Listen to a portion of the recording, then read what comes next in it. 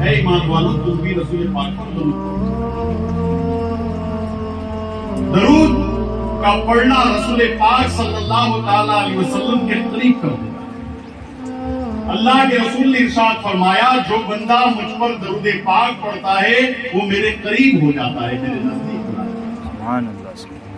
हजरत सुफियान सूरी एक बुजुर्ग थे अल्लाह वाले, वो जब काबे का तवाफ कर रहे थे, काबे का चक्कर लगा रहे थे, तो हजरत सुफियान सूरी ने एक नौजवान को देखा जो काबे का तवाफ करते करते रसूल पाक पर दरूद पाक पढ़ा।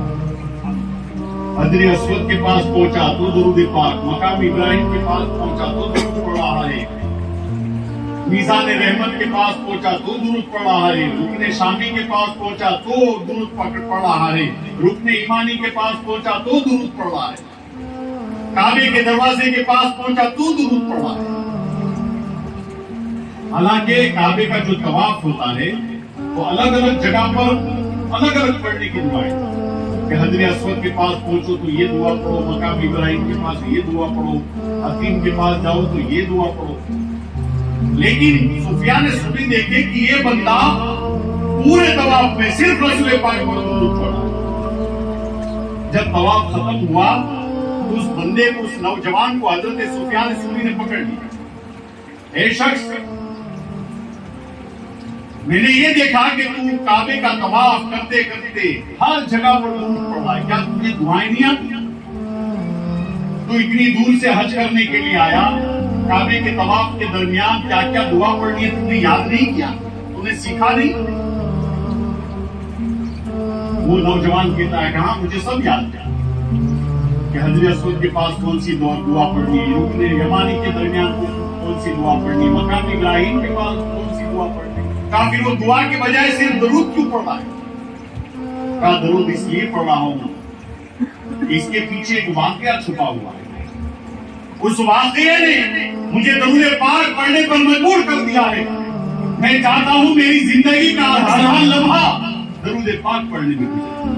हजरत सुफियान सूरी ने सोचा तो उसको दिखाया, अच्छा तुम्हारे साथ ऐसा कौन सा वाकया पेश आया, कौन सी कहानी पेश आई कि तुम दरूद पाक की इतनी फजीलत बयान कर रहे हो? कहा सुनो, बात यह है कि अल्लाह वाले, मैं अपने वालिद के साथ अपने गांव से, अपने मुल्क से हज के लिए निकला। पूरा एक काफिला हज के लिए मक्का मुअज़्ज़मा तशरीफ ला रहे थे, उनके साथ हम शामिल थे। जब काबे के करीब करीब, मक्का शरीफ के करीब करीब जब पहुंचना था हमारा काफिला, एक जगह पर काफिले ने पड़ाव किया। चारों तरफ रेत ही रेत, चारों तरफ रेगिस्तान ही रेगिस्तान, आदमी का नामो निशान नहीं। लेकिन काफिला लंबा था, वहां पर तंबू गाड़ दिए गए कि एक रात यहीं पर कयाम करेंगे, आराम करने के बाद सुबह मक्का जाया जाएगा। जब सुबह का वक्त हुआ तो मेरे वालिद जो मेरे साथ में थे उसका इंतकाल हो गया, उनकी मौत हो गई। लेकिन जैसे ही उनकी मौत हुई मेरे वालिद का चेहरा काला हो गया, सिया हो गया।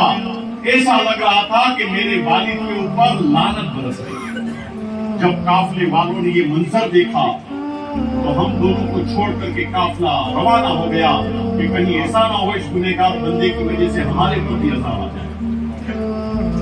काफिला चला गया, रेगिस्तान ही रेगिस्तान, रेत ही रेत, मैं तन्हे तन्हा, मेरे वालिद का इंतकाल हो चुका है। मैं सोच में पड़ गया, अब इसको कफन कैसे दिया जाएगा, गुस्ल कैसे दिया जाएगा, इसको दफन कैसे दिया जाएगा। और ये मेरे वालिद का चेहरा काला हो गया, इस पर लानत बरस रही है अल्लाह तबारक व तआला की। अब क्या किया जाए? मैं रोता रहा, अल्लाह की बारगाह में गिरिया गुजारी करता रहा, ये अल्लाह मेरे वालिद का इंतकाल हो गया है, इस हाल में अकेला तन्हे तन्हा क्या करूं, इसको कैसे दफनाऊं, तजीज़ तकफीन कैसे हो इसकी। जब मेरी आंख लग गई तो क्या देखा, एक ऊंट के ऊपर एक नकाबपोश वहां पर तशरीफ लाया।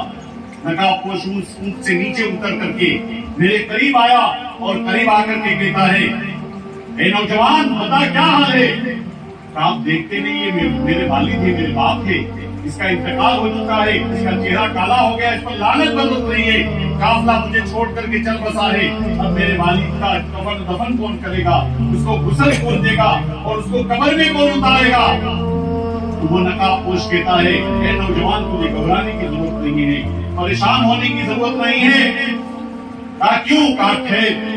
इतने में वो नकाबपोश ने अपना हाथ मेरे वालिद के पेशानी के ऊपर रखा। जैसे ही उसका हाथ रखना था, मेरा वालिद का चेहरा सूरज की तरह चमकने लगा। सूरज की तरह चमकने लगा। मैंने नकाबपोश का दामन थाम लिया। ए नकाबपोश, बताइए आप कौन है? आप नकाब बताइए, मैं आपको देखना चाहता हूँ।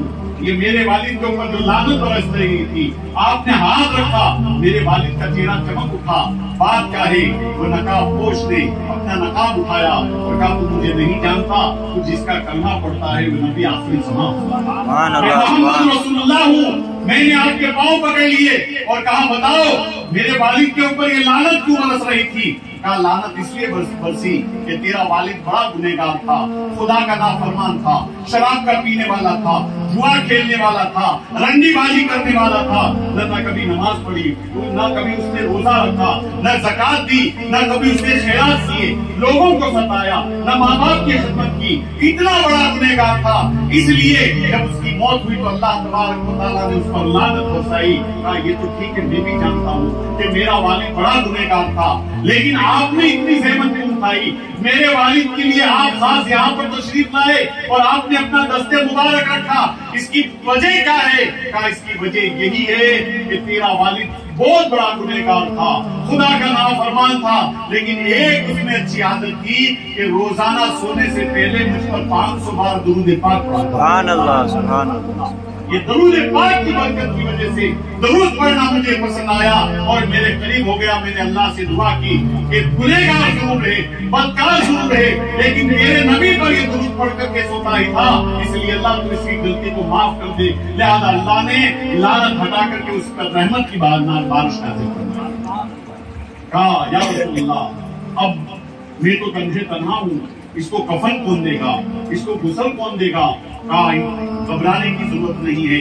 करीब में जो बस्ती है, वो बस्ती वालों को अल्लाह का हुक्म पहुंच चुका है कि रेगिस्तान में, रेत के बीच में एक अल्लाह वाले का इंतकाल हो गया है। जाओ उसको कफन दो, नमाज जनाजा पढ़कर उसको दफन करो। इतने में आंख खुल गई तो वो नौजवान क्या देखता है कि बस्ती वाले चले आ रहे हैं। 100 की तादाद, 200 की तादाद में बस्ती वाले वहां पहुंच गए और बस्ती वालों ने उस आदमी का जनाजा भी पढ़ा, उसको गुस्ल भी दिया, कफन भी दिया और उसको दफन भी कर दिया। वो नौजवान बस्ती वालों से कहता है कि आपको कैसे पता चला कि इस रेगिस्तान और रेत के बीच में एक आदमी की मैयत हो चुकी है? कहा, हमको बशारत हुई कि रेगिस्तान में एक अल्लाह वाले के इंतकाल हो गया है और जो उसकी नमाज जनाजा पढ़ेगा अल्लाह सबकी बख्शिश करेगा। सुभान अल्लाह।